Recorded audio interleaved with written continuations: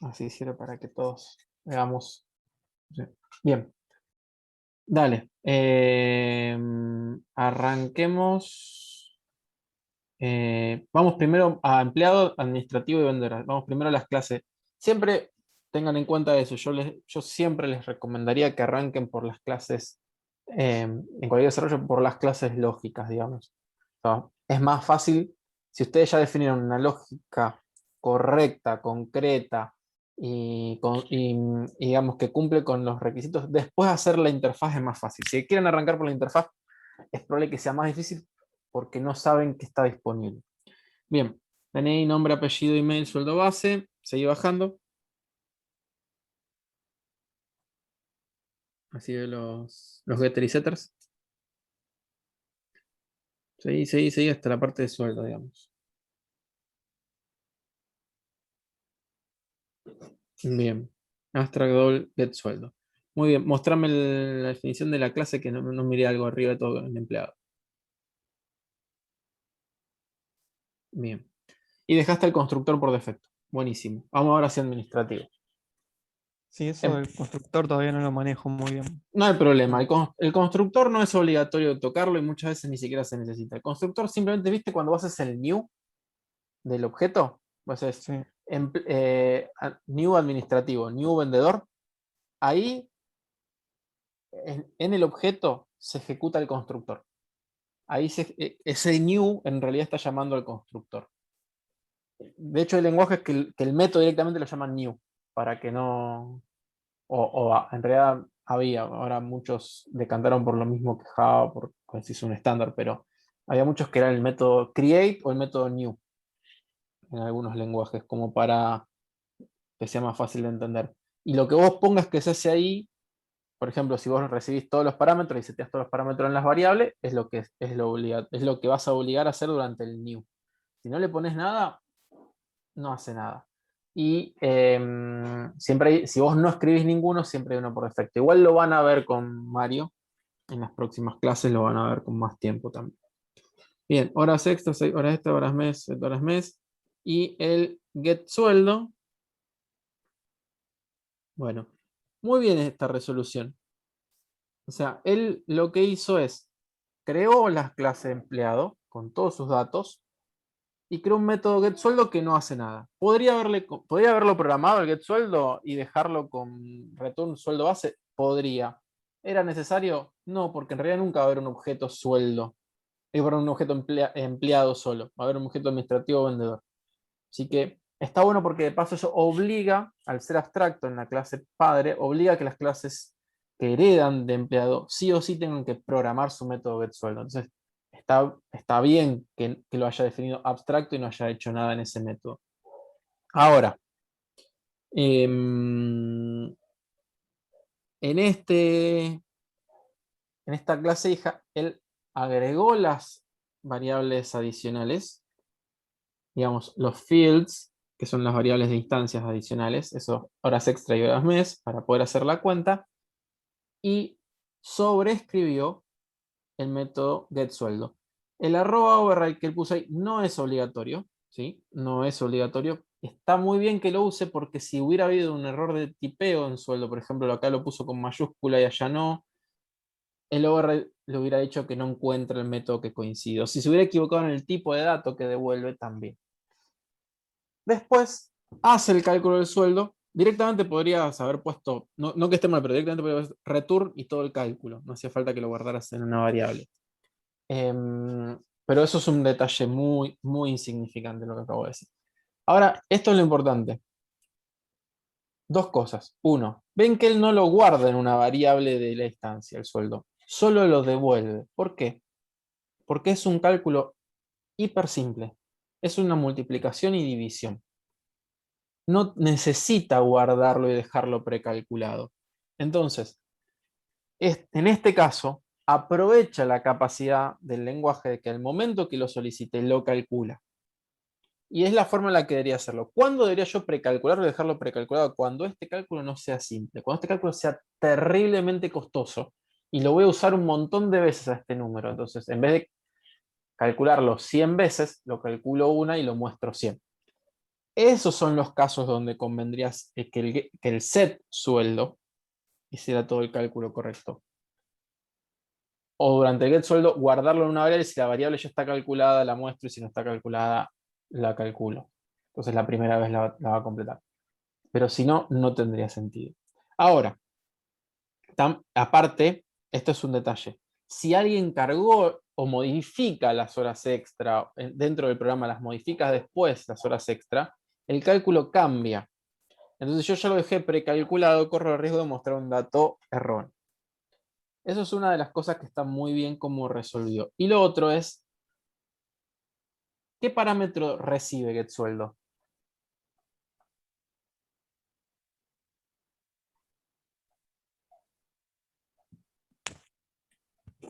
Es muy fácil la pregunta, ¿eh?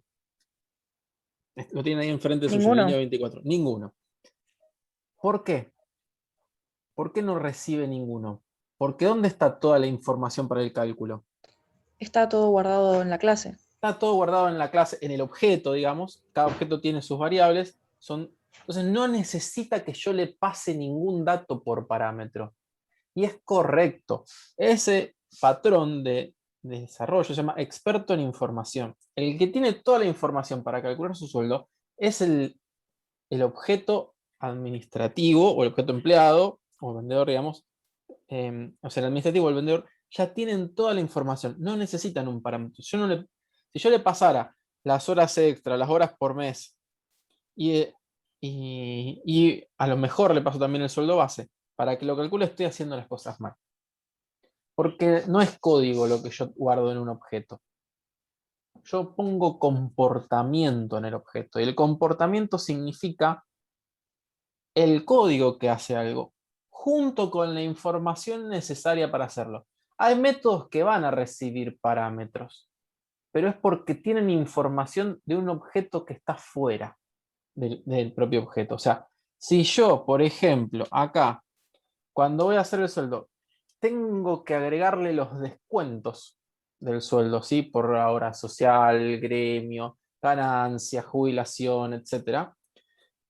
Entonces yo a lo mejor le tendría que pasar un objeto de parámetro o varios objetos de parámetros con esa información. ¿Por qué? Porque no son propias del empleado. O sea, no es un dato del empleado cuánto es la retención de ganancia. ¿Sí? ¿Por qué? Porque es un objeto que se encarga de calcularlo, que tiene sus reglas y tiene su propio comportamiento complejo.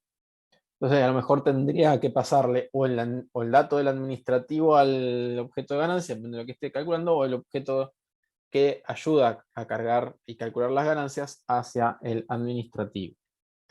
De alguna forma, depende cómo haga mi código, en alguno de los dos lugares tendría que haber un pasaje de parámetros, pero es porque estoy guardando datos que no son propios, estoy usando datos de dos entidades distintas. Si yo, dentro de los parámetros de un método de una clase administrativo, le paso datos de objeto administrativo, estoy haciéndolo mal. O sea, yo no puedo en un método pasarle datos que deberían ser propios para hacer el cálculo, porque estaría yendo en contra del paradigma de orientación a objeto. Entonces está muy bien que getSueldo no reciba ningún parámetro y utilice los datos propios. Si le pasaron parámetros, tendrían que corregirlo. ¿Sí? Tendrían que ir y ver cómo pasarle los datos, guardarlos en variables en su momento y después utilizarlos solamente. Bueno, vamos, Tomás, a vendedor. Y en vendedor lo mismo, agrega los datos propios y saca el cálculo. Perfecto. Hasta acá, antes de ir al principal, ¿alguna duda? ¿No? Vamos entonces, Tomás, al principal. Bien. Vamos a ver, lo primero elige una opción, ingreso administrativo, ingreso un vendedor, listar los empleados y salir. Perfecto. Vamos a la opción 1. Creas un administrativo, ingresas los datos del administrativo Esta es directamente mi en el... duda. Sí, Yo saqué la idea de un chico de la clase anterior que usaba un contador está muy para bien. asignar acá. Pero no me convence porque el Es, array como es de 20 y sí, pero vos podés tener menos de 20, podés tener 5. Entonces necesitas mantener ese contador para, para saber cuántos fueron a la hora de mostrarlos. ¿Me explico? O sea, si no, yo te ingreso 5 nada más en vez de 20. 20 son el máximo. Te ingreso 5. Sí, sí, Tenés que... después lo uso para mostrar, pero no sé, capaz había alguna otra forma con un for. Bueno, no hay una buena forma en array. ¿Sí? Podés preguntar si el objeto está nulo, pero igual tendrías que llevar el contador para saber en qué posición lo guardás. Si lo guardás en la 1, en la 2, en la 3, en la 4. O sea, el contador lo vas a necesitar igual. Aunque no sea para saber cuál está nulo y cuál no, sí lo vas a necesitar para guardar. Si no, tendrías que recorrer todos y preguntando cuál está nulo, sería un desperdicio de recursos. La solución es el ejercicio 6, cuando cambias el array por una array list o un linked list.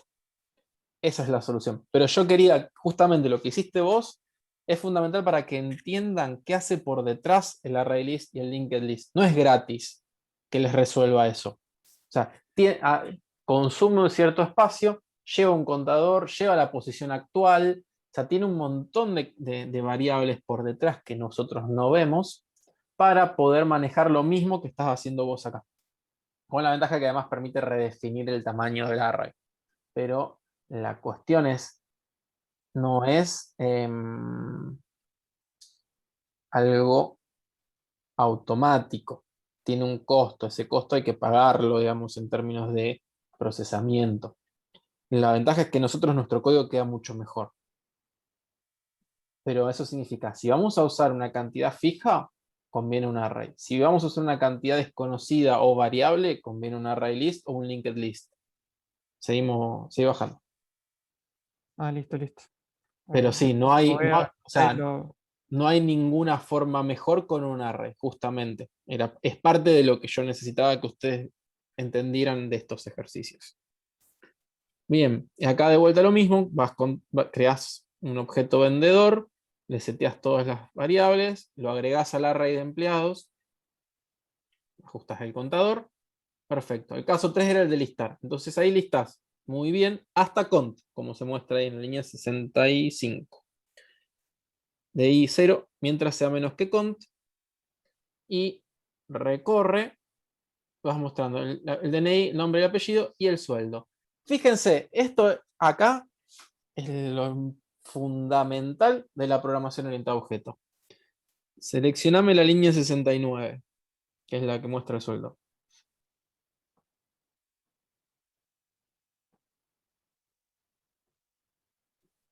Todo lo que nosotros hicimos con la herencia es para esto. Que a medida que se complejiza el proceso, que surgen más clases, que surgen más reglas, que surgen nuevos métodos, es más fácil de mantener. Porque si yo quiero cambiar ahora, alguien me dice, no, cambió la fórmula del empleado por tal. ¿De qué empleado? Del vendedor. Voy a vendedor y si tenía 18 tipos de clases de empleado, de subclases de empleado, solo cambié la vendedor. Voy a vendedor, cambio la línea de vendedor, pruebo vendedor y sé que no afecté al resto. No me tengo que ir ni a fijar cómo se hace el cálculo en las otras clases. ¿Por qué? Porque cuando yo hago empleado subí punto get sueldo, dice, ¿qué objeto tengo en esta posición? En esta posición es un administrativo. Bueno, voy a administrativo y ejecuto el get sueldo.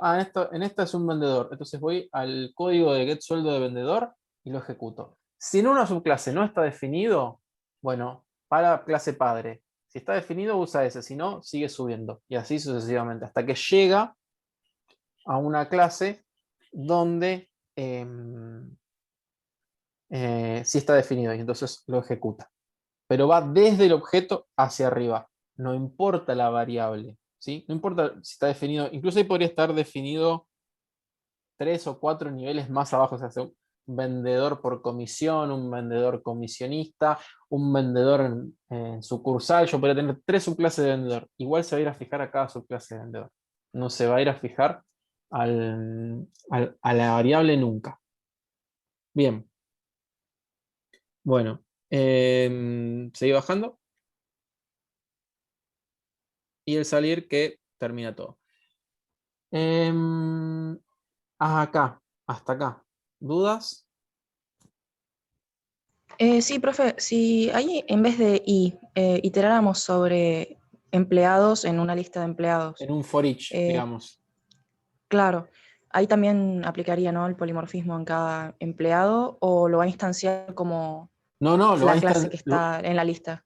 vos te va a crear la variable de tipo empleado, pero el objeto adentro sigue siendo el que está apuntado. O sea, sigue apuntando al Claro, objeto que corresponde. Porque vos cuando haces el for claro, each claro. no es que te crea un nuevo objeto. Crea una nueva variable y la apunta en cada iteración, en cada vez que recorre el for each, apunta al objeto que, digamos, al objeto que le toca en esa iteración. Pero apunta al objeto, el objeto sigue siendo el mismo. Si fue creado vendedor, va a seguir siendo vendedor. Si fue creado administrativo, va a seguir siendo administrativo. Lo que cambia es que a cuál objeto apunta. Y la variable sí es definida del tipo que vos decís. Por ejemplo, le pones for empleados, dos puntos, empleados. Empleado, dos puntos, empleados. Vos haces una cosa así. La variable la crea de tipo empleado, porque vos le dijiste créame la de tipo empleado. Pero el objeto adentro sigue siendo el Claro, que corresponde. ¿Qué te restringe que la variable sea de tipo empleado? Y te restringe que vas a poder usar solo los métodos definidos por el empleado. Pero el método getSueldo, que está definido en empleado, lo vas a poder usar y lo tenés sobrescrito. Entonces a vos no te importa cuál sea el tipo que está dentro, vos lo mostrás a todos. Esto se usa cuando tenemos un listado, incluso pueden ser, les doy un ejemplo, ustedes están haciendo un listado de facturación en una empresa. La empresa tiene factura tipo A y tipo B. Y una tiene una lógica y otra tiene otra distinta. Y ustedes la tienen que mostrar igual. Ustedes tienen una serie de usuarios. Por ejemplo, en donde yo trabajo tenemos dos tipos de usuarios dentro del sistema, dos grandes tipos. Uno es el usuario propio del sistema, realmente como corresponde, y otro es un usuario para las páginas. Nosotros hacemos un sistema de digamos, ya hace más que recruiting, hace recruiting y gestión de recursos humanos, pero hay portales, ¿vieron las páginas? Ustedes entran a una página y dice, deja tu currículum, y dejan su currículum. Bueno, esos son, para nosotros, son en esos sitios, el usuario se registra, pone sus datos. Bueno, esos usuarios son un tipo de usuario distinto del usuario del sistema. Y cuando ustedes quieran listar todos los usuarios, tienen todos los usuarios del sistema, que sean de una clase u otra, hace a cómo se comportan, qué permisos tienen, qué opciones tienen, qué cosas registran, qué datos van a tener. Pero yo tengo una clase user a la que le doy los permisos. ¿Sí? La clase usuario tiene cómo se manejan los roles, los permisos, los accesos al sistema entero. Y después tengo dos subclases que son el usuario de aplicación y el usuario digamos, del sitio público. El usuario, digamos, el candidato. Entonces yo me manejo con esos dos usuarios sin problema. Cada uno tiene sus métodos propios, tiene su redefinición. No, eh, no necesito saber qué tipo es cuando estoy haciendo algo a nivel de permisos, por ejemplo. ¿Este usuario tiene permiso, sí o no? No me importa si es un candidato o es un usuario de aplicación. No tiene permiso, lo dejo entrar. Tiene permiso, lo dejo entrar. Así de simple. Bien. ¿Alguna otra pregunta de esto?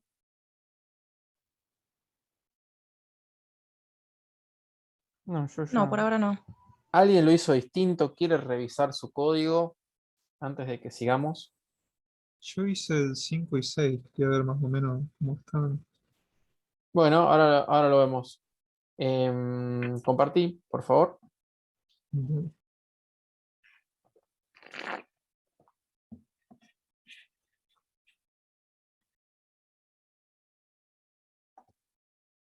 Bien, chiquito. ¿Se puede agrandar un poquito la letra?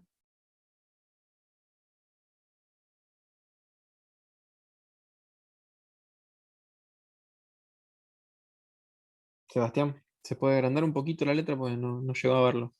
Sí, a ver, ahí se ve un poco mejor. Un poquito más.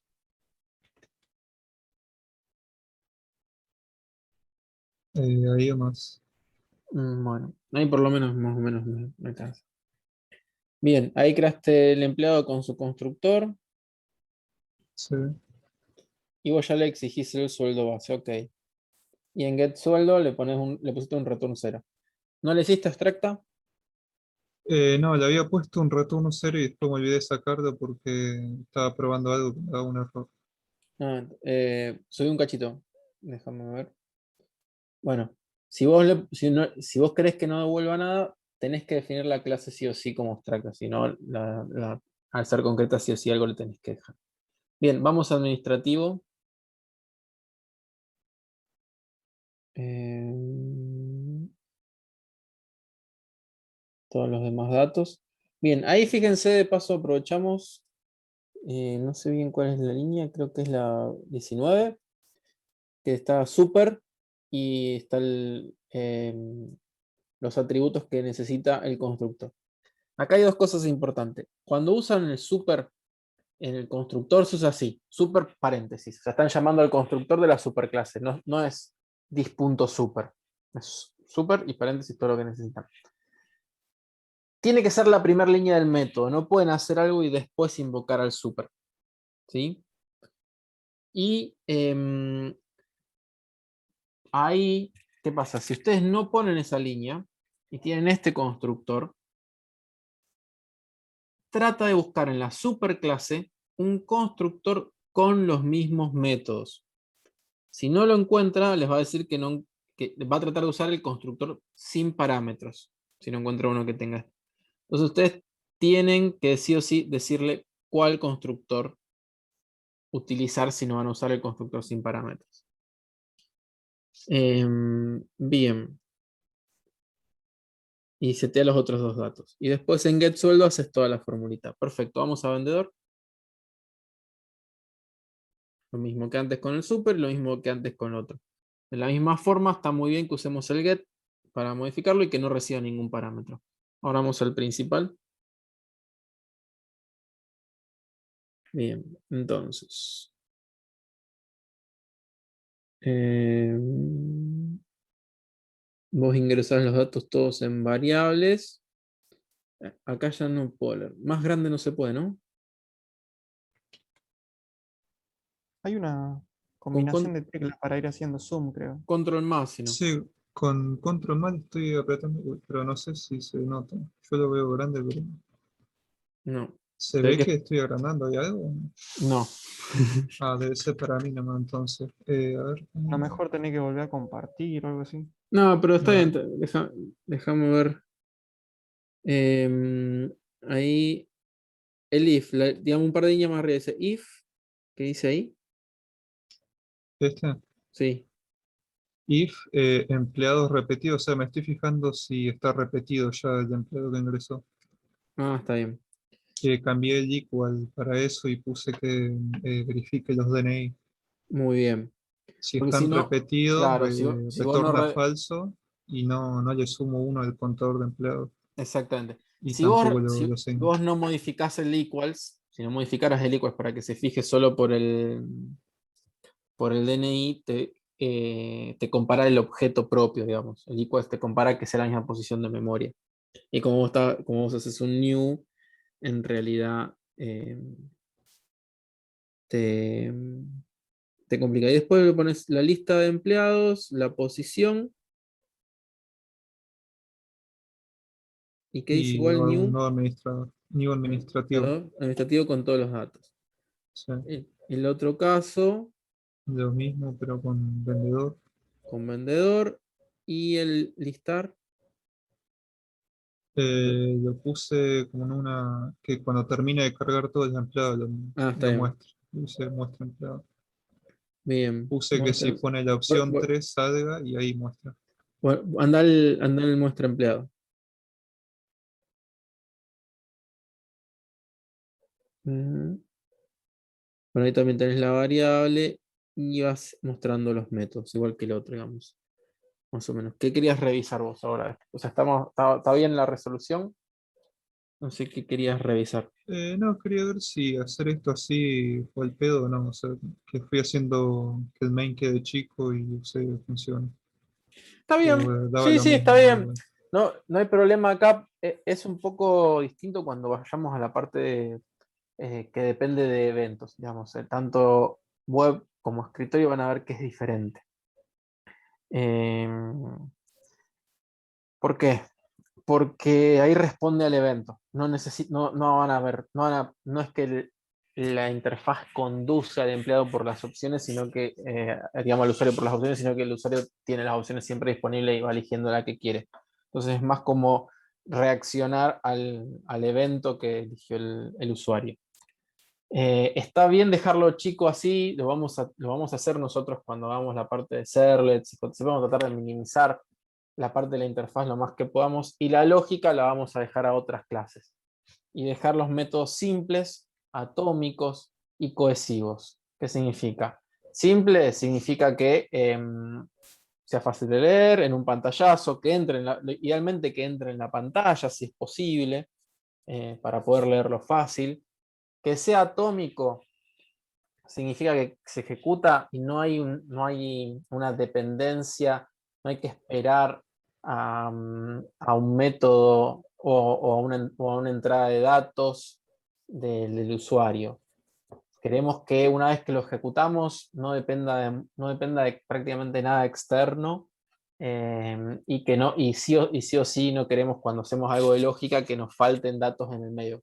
Pedimos los datos primero y después llamemos a los métodos. Entonces son más fáciles de mantener, porque toda la entrada de datos viene en la definición de parámetros.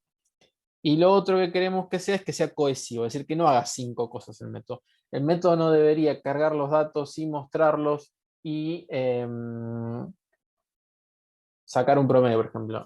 No, bueno, hacemos una carga de datos, hacemos una devolución de los datos y hacemos un método que calcule el promedio. O sea, cada cosa que tenga su responsabilidad única.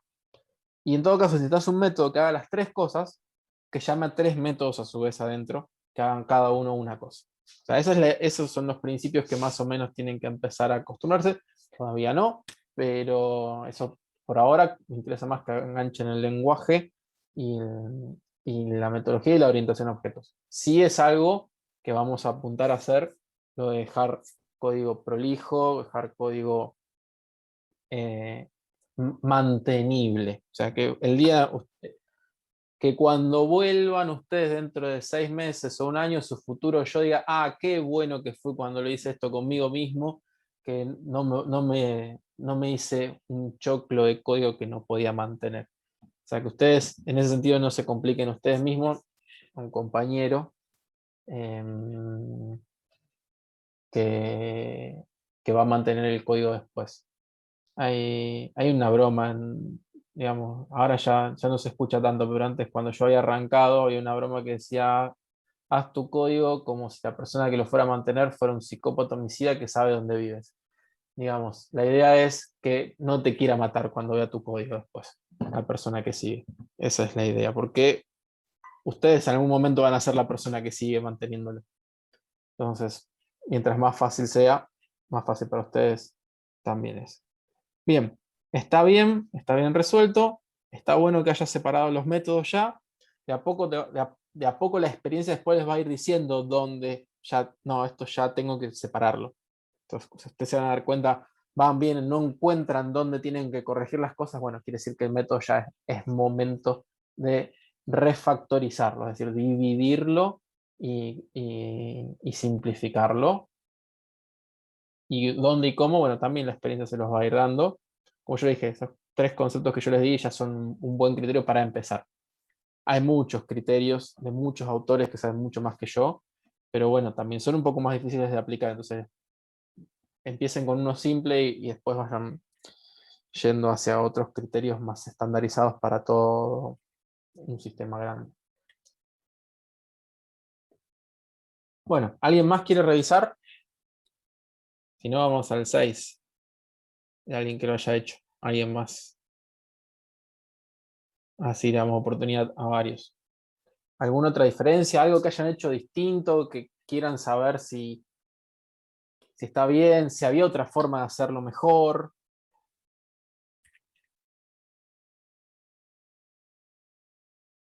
¿No? Bueno, recuerden después los que tengan dudas, que por ahí no quieren mostrarlo así en el curso, me avisan. ¿Sí? Después hacemos una clase de consulta, exclusiva de consulta para cada uno, o sea, así si no quiere mostrarlo en grupo. Vamos entonces con el 6. ¿Quién es voluntario para mostrar el 6? Es muy sencillo, o sea, cambia muy poco, cómo recorrer y cómo mostrar. Yo no entendí bien la diferencia entre hacerlo con ArrayList y Linked List dentro de este ejercicio. Me quedaron Bien. prácticamente igual el código. ¿Vos quién habló? Perdón. Agustín, Austin. Mostrame tu 5, por favor. A ver si bueno. así lo vemos. Mostrame el 5 y después vamos al 6. Son muy No puedo parecidos. porque... ahora sí. Ahí está.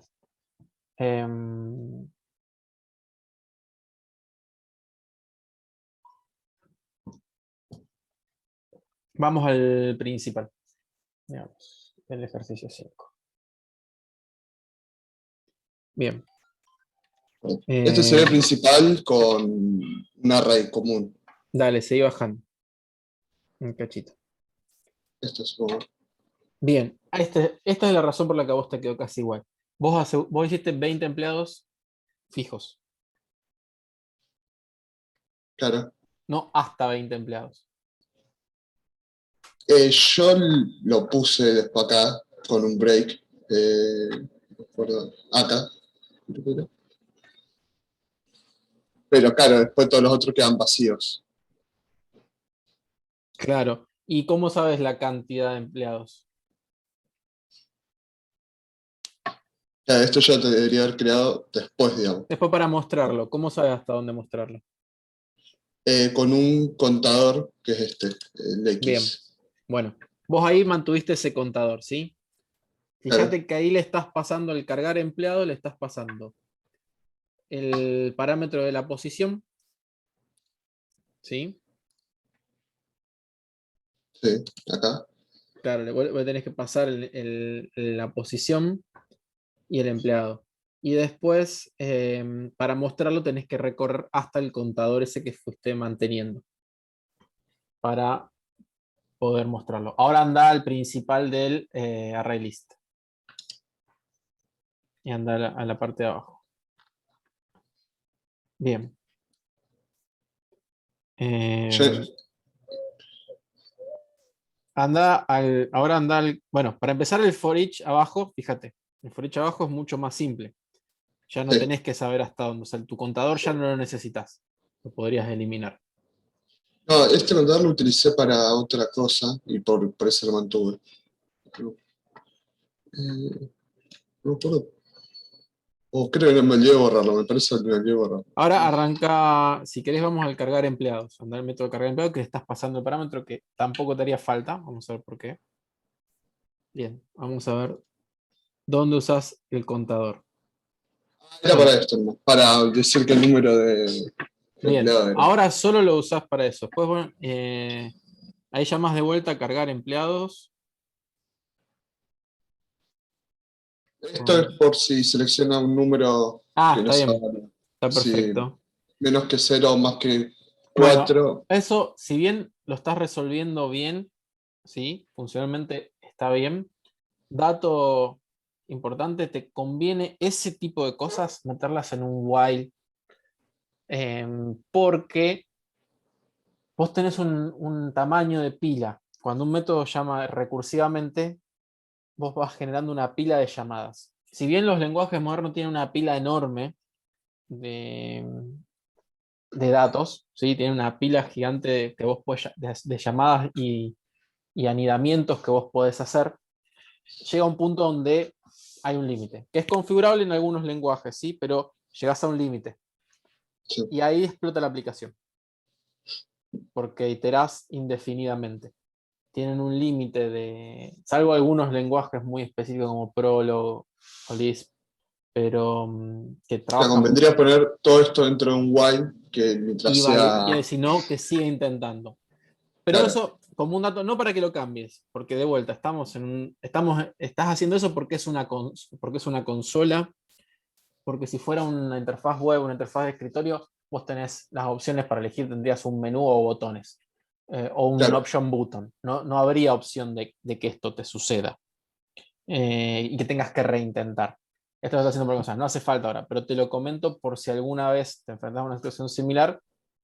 Ojo cuando haces recursividad, saber que hay un final que dependa de la aplicación. Porque si el final siempre depende del usuario, alguien tratando de vulnerar el sistema podría aprovechar eso como para tratar de generar un Stack Overflow Mm. y romper, digamos, tu aplicación. Que en algunos lenguajes hasta puede significar que si no tenés una redundancia que esté caído el sitio un rato. Bien, pero eso depende también del lenguaje. Bueno, siguiendo. Entonces, si vos querés poner ese cont, lo querés quitar, menú de opciones del empleado, y vos lo que querés es, en el primero ¿te aparece como 1 o te aparece como 0? Como el primero. El primer empleado te aparece como 1 o como 0 en el contador. Como 0.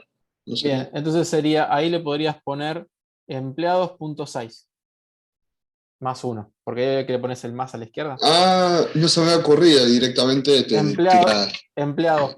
tamaño. Ahí, cámbialo. Más. Empleados. Size. Sí. Y si le querés que te empiece a contar desde el 1, le puedes sumar más 1. Ahí, por ejemplo. Igual entre paréntesis, porque si no te lo va a tomar como concatenado. Más 1. O más, si querés, le puedes poner. Queda un poco más prolijo. ¿Así? ¿Por qué no te.? A ver, ¿qué te dice? No, porque es integer, no es int. Poner más 1. Ahí está. Claro, Bien, directamente me da el tamaño. bueno. Y te ahorras el contador. Ya se va. O sea, todo lo que es el tamaño, el límite, la cantidad, te lo resuelve automáticamente. Ahora vamos volver al principal. Entonces, después de eso te queda para que vos lo pruebes tranquilo. No necesitarías pasarle el i, no necesitarías el x, ¿sí? Se te simplifica eso. La recorrida es más simple porque ya no tenés que controlar y hacer un break ni nada por el estilo. Y ahora te digo lo siguiente. Tiene alguien que te dice, no, pero ahora no sabemos qué cantidad va a ser. No sabemos si van a ser 20, 200, 2 millones. ¿Hasta cuánto haces el array? Siempre lo tenés que hacer del máximo posible. Entonces si alguien te dice, no sé si van a ser, no sé qué cantidad van a ser y cuántos pueden ser. Y, no sé, millones. Ahí no me convendría usar un while.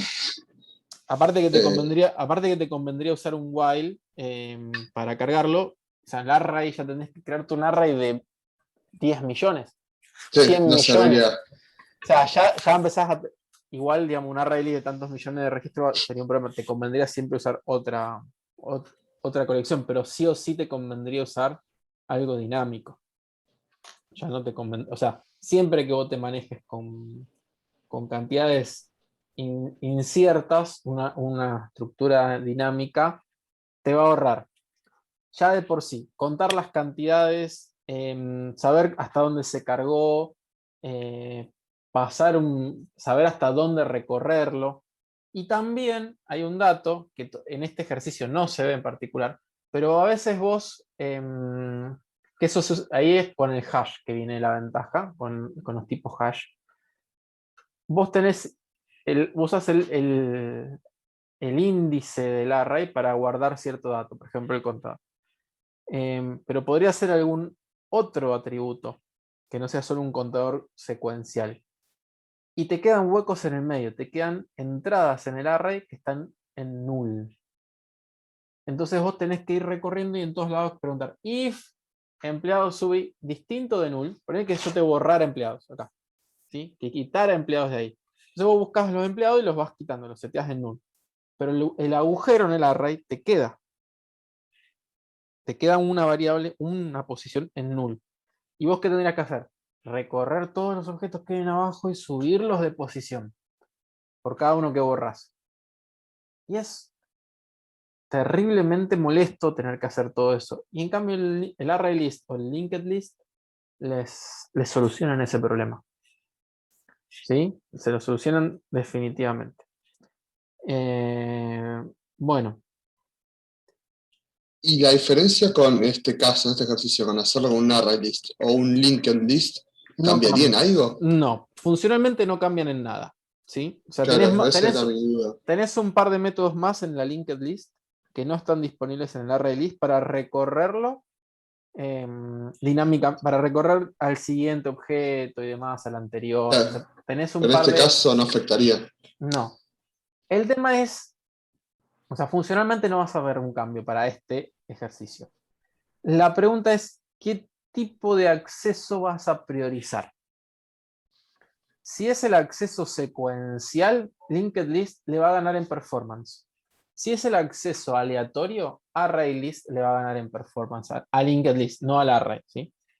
O sea, en este caso estamos recorriéndolo secuencialmente. Si vos estás cargándolo uno atrás del otro y estás mostrándolo uno atrás del otro, ¿no es cierto?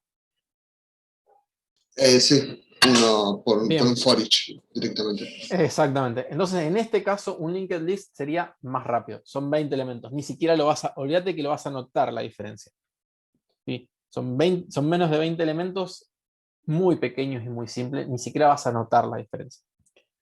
Pero, si vos tuvieras que recorrer un par de cientos de elementos y tuvieras cientos de usuarios concurrentes en tu aplicación web, vos notarías una diferencia en el consumo o en la carga del servidor, no en el consumo, no, en la carga del servidor, vos notarías una diferencia, mayor o menor. Más si vos aumentás la cantidad de usuarios de 100 a miles, se va empezando a notar la carga del servidor.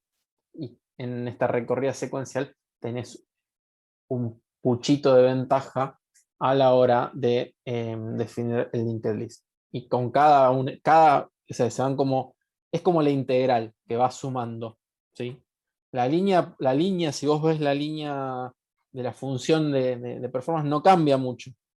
Pero si vos tenés en cuenta la integral, hay una diferencia sustancial. Entonces, a la acumulación de usuarios y de tiempo, cambia la carga total que estás trabajando.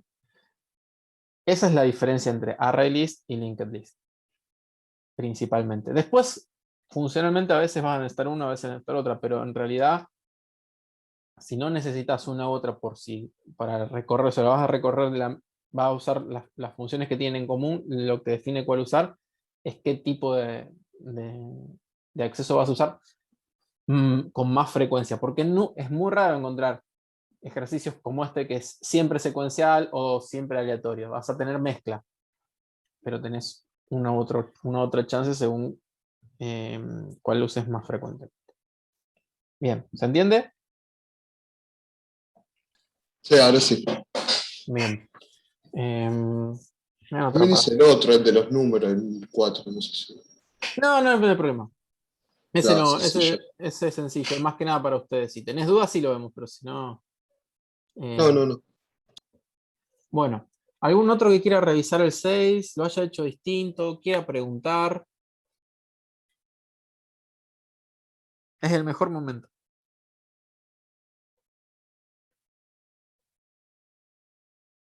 ¿No? Bueno.